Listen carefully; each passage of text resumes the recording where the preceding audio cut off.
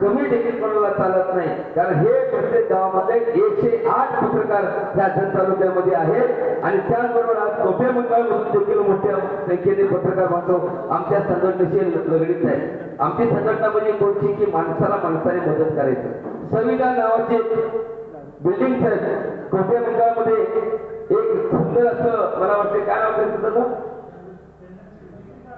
नितीन दादा चंद्रशिव म्हणून आहे, सुंदर कवी आहे आणि त्यांनी कोरोनाच्या काळामध्ये जेव्हा सगळं घरं बंद झाली दारं बंद झाली तेव्हा आपल्या कुठं जायचं म्हणून त्याने गावाचा आसरा निवडला आणि त्यावेळेस ते सुंदर कवी असताना हे त्या गावामध्ये आलेल्या एका पत्रकाराची त्यांची भेट झाली. पत्रकाराची भेट झाल्यानंतर त्या पत्रकाराच्या माध्यमातून ओळख झाली आणि त्यांनी सांगितले की मी ह्याच गावचा आहे पण मला घर नाही.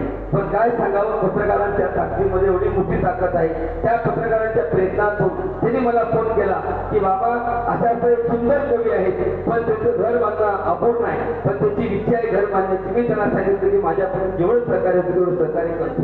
मी फार सहकार्य केलं असं म्हणत नाही, पण जेवढं सहकार्य केलं त्याच्यामध्ये त्यांचं घर उभारलं आणि घराचं नाव देखील भारतरत्न डॉक्टर बाबासाहेब आंबेडकरांचा विचार ज्याच्या मनामध्ये आहे, ज्याच्या मनामध्ये तो रुजलेला आहे, तो विचार त्यांच्या घरावरती संविधान असं घरावरती नाव लिहिलं. कोण मुलाचं नाव लिहिलंय, कोण लिहितंय, कोण बापाचं नाव लिहितंय, कोण आईचं नाव लिहितंय, पण ज्याने तुम्हा मला टाकलं त्याचं नाव त्या घरावरती त्याने लिहिलं.